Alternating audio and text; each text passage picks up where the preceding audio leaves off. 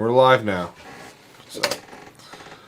Hi, I'm Nathan Rogers with MMA Futures. This is the Cage Chaos the Cage Chaos podcast brought to you by MMA Futures. Be sure to subscribe down below, like this if you like to see this content, and remember, every day at 4:30 we've got new fights coming out for you guys to watch. I'm joined today by the one and only hard-hitting hillbilly, Kevin Croom. How are we doing, man? I'm doing really well, man. How about yourself? Pretty good. How's this quarantine been treating you? Man, I guess my normal life's kind of a quarantine. It hasn't really changed too much. Other than we don't have scheduled, training sessions anymore. But I've been getting a lot of garage rolls in and whatnot. So really, and like I do construction, so my life's been pretty normal, really. Oh, so you're still working day to day, and you're just kind of meeting up with guys when you can get together with them. Yeah, pretty much. Pretty much, you can't kick me out of my own garage, so we just roll there, Right on. I talked to Grant yesterday. He talked about the fact that you guys are just looking for any which way but loose to try to get some rolls in and get a little bit of work in. Obviously Glory's closed. Are you guys able to go up there and do some private sessions, or are they just pretty much have the doors closed? Yeah, man, we just try to keep it keep it elsewhere. You know what I mean? Just don't want anybody to get in trouble or anything like that. So times are crazy now. But yeah, man, I'm pumped for practice to go back to normal. It's been pretty rough just being like a couple of fillers. There's no light rounds. Well, man, you know what? I've kind of followed you for a long time. When we first started MMA Futures, we used the hashtag Future of MMA, and you were kind of on that hashtag a little bit too when you're down there in Albuquerque. Tell us a little bit about your ride to get to where you're at now, man. Oh man, it's been a long, rough one. I started fighting 13 years ago. So, I basically, for most of the time, like self-managed, which I wouldn't really recommend. I didn't have anybody really looking out for me. I took some, pretty crazy, silly fights. Well, I'm 21-12 right now, so I got a pretty extensive record, but it's been a trip, man. I love fighting so much, and I just can't stop. So you've obviously been kind of around the block. You've trained, obviously you trained down in Kansas City. Previously, you've trained down there at Jackson Wink. What made you make that first transition down south, away from home? What made you make that transition to go down to Jackson Wink originally? Yeah. So let's see. I went down there in 2011, and before that, I was working out at it was Grindhouse back then, and man, I don't know. It just wasn't, the scene here wasn't what it is now, and that and just family problems and stuff. I just needed some space, and I'd gone down and trained at Jackson's before, and it just kind of seemed to be the thing to do. So I just packed up the truck and moved out, and then I was out there for 8 years, I think. 8 years, 8 years, something like that, and wound up coming back home, and it's one of the best things that I could have done. I would have done it a lot sooner had I known. Man, you've really kind of here in the last year or so really kind of made a resurgence of your career. I think you're 3-1 in your last 4 fights. Obviously your last one coming off of Bellator with a tough loss there. What has rejuvenated you? What has gotten you back excited about doing the sport? Oh, you won. What am I talking about? You won at Bellator. Yeah, I did. Yeah. So I'm on a 2-fight win streak at the moment. That's nice. Man, the Resurgence. I don't know. I mean, definitely changing the glory. Definitely working with James. Uh, Cross is the man. I don't know. I had like I like seem to get this thing in my head that I'm going to do something. I'm going to do it this way, and if it doesn't work out, I just bang my head against the wall until it works, and it normally doesn't start working. You know, and I felt like I kind of was doing that with my career. I wanted to fight, and man, I'm just so hard headed. I don't really know, man. I just made some bad decisions. I didn't fight to my full potential for a couple years, and I don't know. I mean, when I moved here initially, I took a little bit of time off. I took like 3 months off. I'd never done that in 10 years of fighting. And so like that, and I just, man, it's just taken me a couple years to get my mind straight again. I don't know. Life's always up and down, and I tend to fight well when my life's going well. Uh, and there was just some times that my life wasn't doing very good, so that translated into fighting. Man, I got the opportunity yesterday to talk to. Oh, go ahead.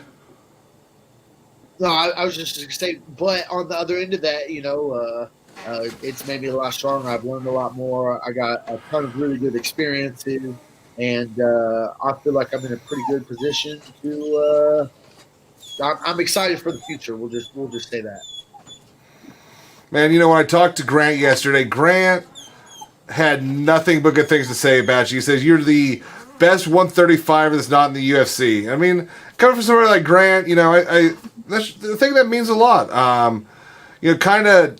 Obviously you've got, hopefully, I guess we'll talk a little bit about that. Your fight that you had scheduled has kind of been rescheduled now because of this entire virus thing. What do you got coming up? Kind of where do you see yourself going?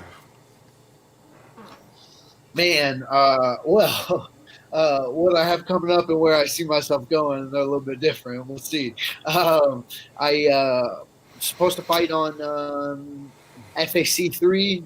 It was scheduled for May 9th, but all this stuff has happened. Now it has been pushed back to May 30th. We'll see how all that works out. I don't think anybody really knows how this whole thing's going to work out. But I'm staying ready. I'm staying good. I would really like to have that fight happen, get a good win in dominating fashion, and man, I'm hoping to maybe get on the Contender Series. This summer that'd be great. Awesome. I think this whole go ahead again. Sorry.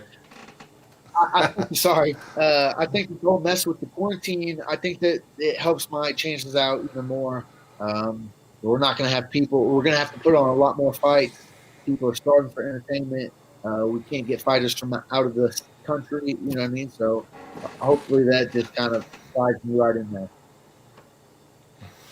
Right on. Well, man, you know what? You've always been kind of known as a guy that is kind of thought outside the box, did things a little bit differently.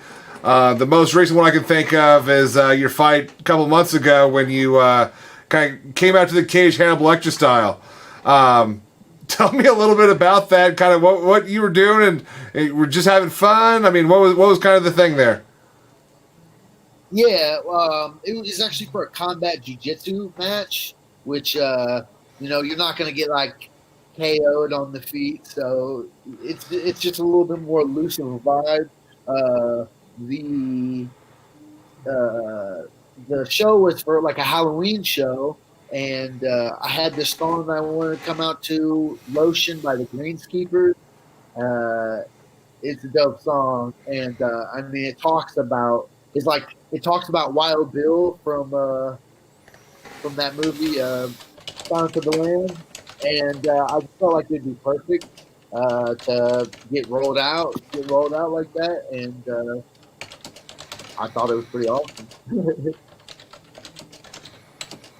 I mean, it sure was a lot of fun to watch. I mean, I think I saw it through somebody's Instagram story or something along those lines, but I was like, what is this kid doing? And then when I realized who it was, I was like, oh, okay, that makes sense. I mean, I think I've interviewed you 3 or 4 times, and I think we've done interviews in a shark suit or a shark tie or something. I mean, you always come dressed to the nines, but it's normally pretty damn colorful. So Yeah, I'm a colorful individual, so trying to show that as much as I can. You know what I mean? Like, there's more than good fighting going on over here. I'm an entertainer. man, you know what? You fought some of the best. I mean, most recently you fought Charles Crazy Horse Bennett. I mean, what does it mean to kind of be kind of put in there with that name with Charles Bennett, with Justin Gagey, with like the Derek Minners? I mean, what does it mean to be able to say, you know what, I fought that guy, I beat that guy? I mean, it's definitely a lot cooler when you could say you beat him. I definitely got some of those that didn't go my way, But man, my thing is, I have always. I should have had better goals when I started this out. I never wanted to be like the champ or anything like that, man. I just always wanted to be the toughest guy around. And so with that, I fought anybody, any place, anytime. And that's my motto: anyone, anywhere, anytime. And that leads you to having 12 losses and stuff like that. Fought Justin Gaethje on 3 days' notice. You know what I mean? That's a weight class up. You know what I mean? And that was his pro debut, so it was a little bit different too. But yeah, man, I want to be the toughest guy around.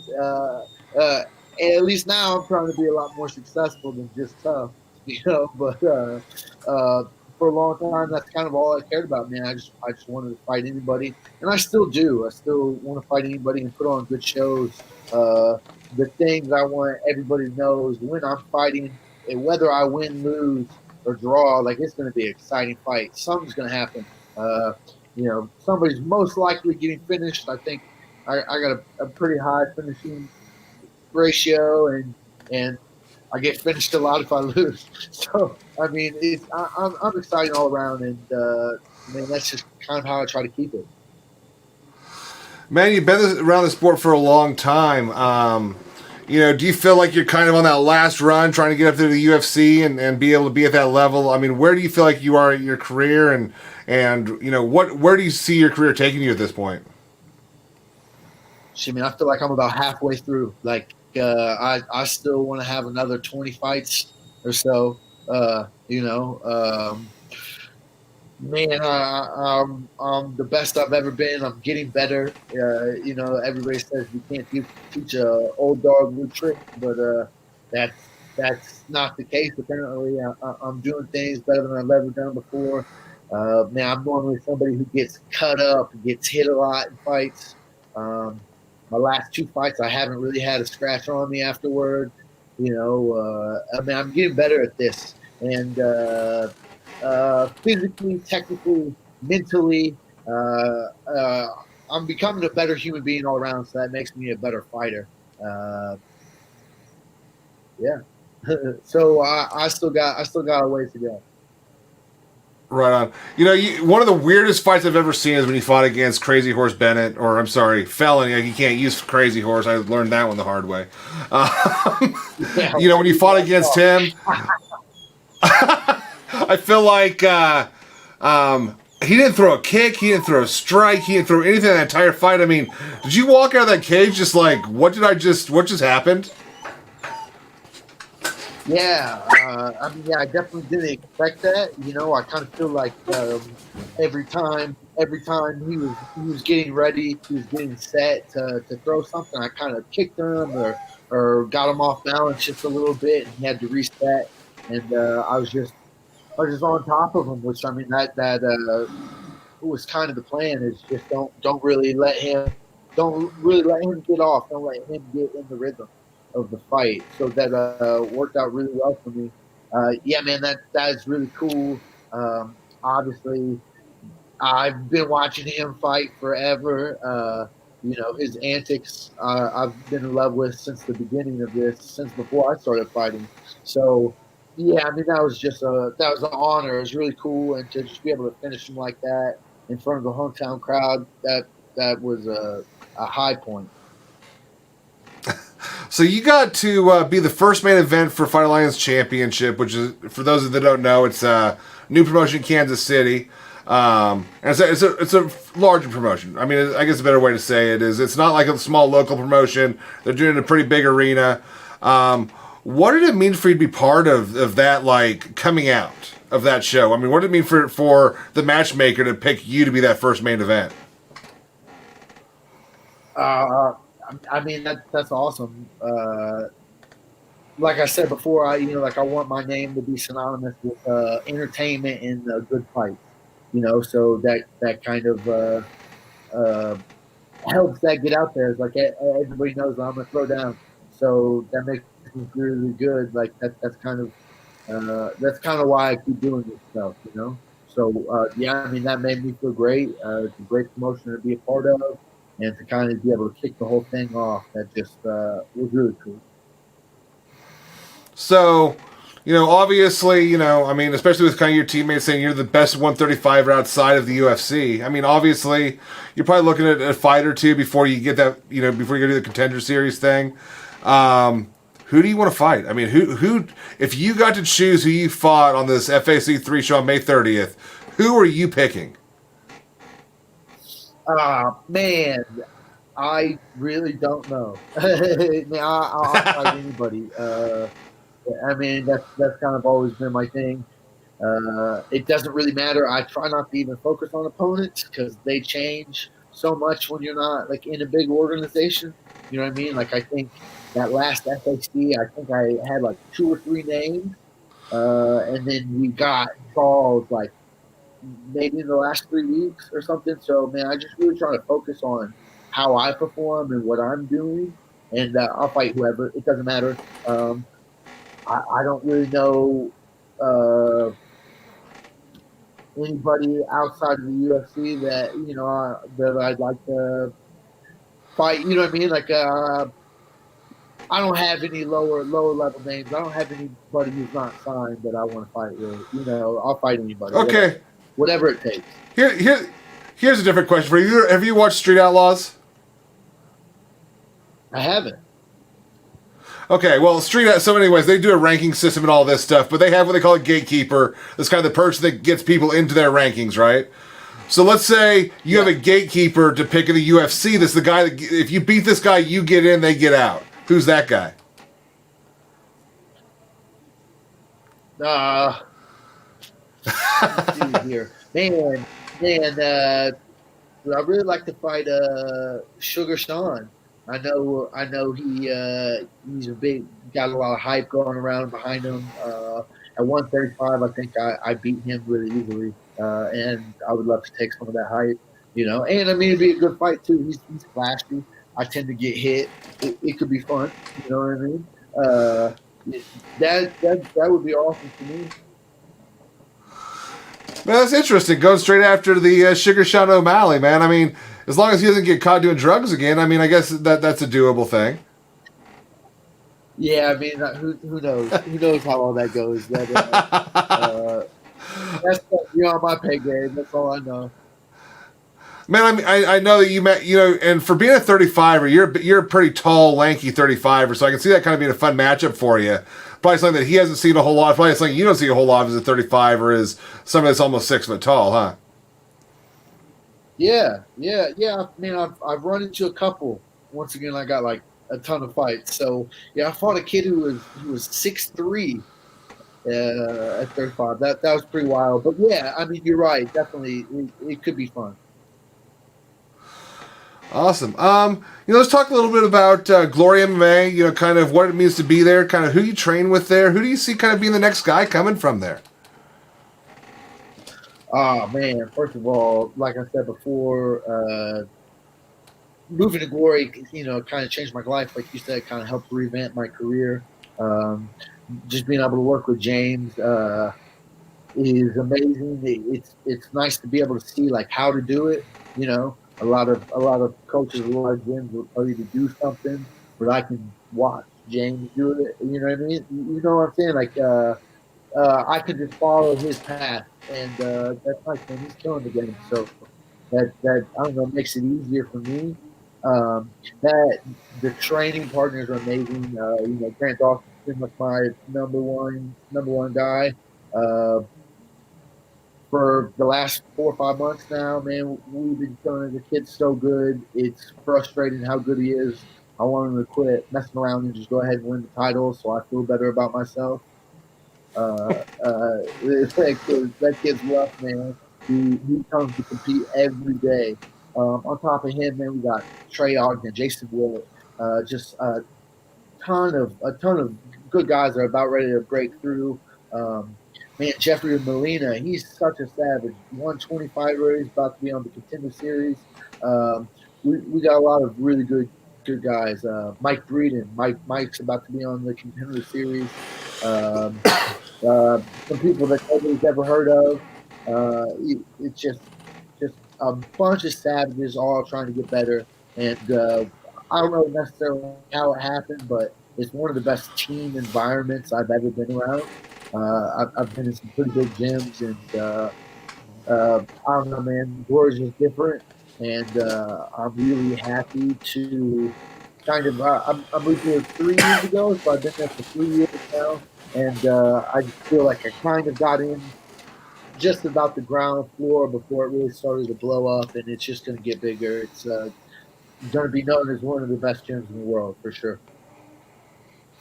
I found it pretty interesting yesterday. I talked to Grant, and I know that James and Megan and those guys, they go out to Factory X to go train, and for their fight camps. And I asked Grant what he thought about going out to do a fight camp like that. And he pretty much told me, he said, you know what, James is the best coach out there. He's the best guy I've ever worked with. I have no desire to go have somebody else be in my corner. I mean, you've been around a lot of guys. I mean, where do you think James ranks along, especially like against the Winks and the Greg Jacksons of the world? Yeah, man. He's up there. He's one of the very best in the world. I'll say that. It kind of comes down to like the relationship you have with your fighter. You know what I mean? Like as a coach, you know what I mean? Some coaches you just have a relationship. I don't know, man. They just get them, and James just seems to get me. We get each other. I don't feel alone in there. Like he's right there with me. I can hear him, telling me what to do. Like I don't know, man. It was kind of awesome relationship, and that's kind of what it's all about. He gets me, we get each other, and he's got a good plan for how I should move and what I should do. You know what I mean? Well, I mean, that's one thing I do love about Glory. Is Glory, as big as it is, it's still a pretty small gym. I have friends of mine that have gone down to ATT down in Coconut Grove and stuff like that, and pretty much they're just treated like a body down there. Unless you're one of those top 2 or 3 guys, they say, you're just treated like a body. You're just somebody for those top 2 or 3 guys to beat up on, and that's something that I think that you don't see at Glory. I think that at Glory they're working with the brand new amateurs, in the fight games as much as they are the 30, 40 fight veterans. Yeah, definitely, man. I know all about how being a body is for somebody. I've been at the big before. I've had all the gym wars, with the studs, and nobody knows who my name is, So it's nice to, yeah, like you said, you can get just personal attention. James is walking around like while we're drilling, helping everybody, and which is why we have a staple of young stud fighters that nobody's ever heard of because of that. Because he's helping everybody. Right on, man. Well, hey, you know what? I know you're also a huge fan of the sport, not just of fighting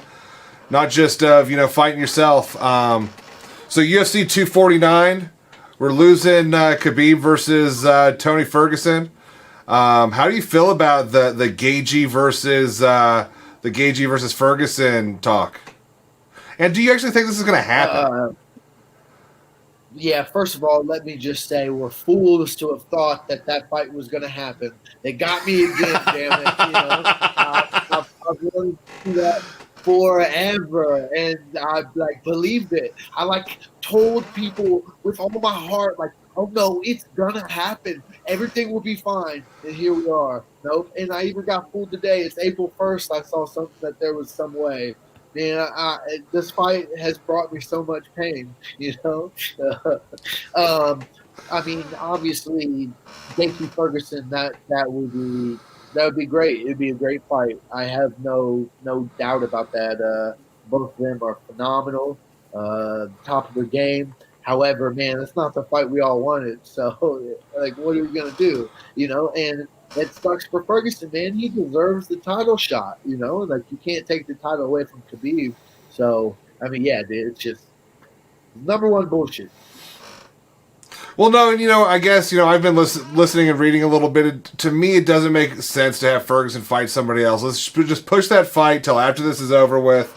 Let's push it to July, because if Ferguson goes and fights Gaethje, he's not going to come out unharmed, and we're not going to see this until the end of this year, next year, if they go ahead down this road. I know. Yeah. I agree with the end. Like, I mean, I know. I mean, Ferguson needs to fight. I feel like, but fuck, man, he needs to fight for the title. He earned a shot. He's been almost there so many times, But yeah, so I mean that's hard. I don't know if they need somebody to fill the car. Hold at your boy. I got you. So I guess this is the next question, though. So this UFC 249, do you really think you're going to make this happen? They already said it's not going to happen in the States. They said they're going to do it in the UAE, and the UAE pretty much said, no, we're closing our borders. Is this going to happen? Man, I mean, obviously, I'm not the guy to talk to Bennett. Bennett doesn't call me very much. But, you know what I mean? I heard it was going to happen in Oklahoma, on an Indian reservation, I thought. But once again, I'm not the guy to talk to. I hope it happens, man. I'm bored. I'm getting tired of, hanging out, looking at the wall. Like, I'm trying to see some fights, Well, I will tell you, at least the sport has kept life entertaining during the quarantine. I mean, we got the biggest superstar in our sport out shooting guns off out in the front of a strip club, drunk and talking to homeless people, and we have Khabib getting stranded in Dagestan after leaving. All I gotta say is John's fun to party with. Good Lord. I'm just like, my Lord. Okay. We got about 2 more minutes left here. I want to ask you, this is one of my favorite questions to ask, especially somebody that's as big of a fan of the sport as I know you are. Fantasy MMA. Who is your fantasy MMA matchup? Anybody, anytime, any weight class, I don't care. This is UFC 1. You can pick anybody that's ever fought in the sport. Who are you matching up?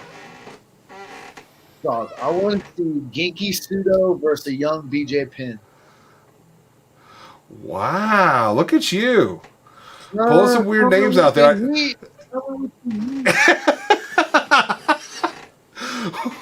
Well, I mean,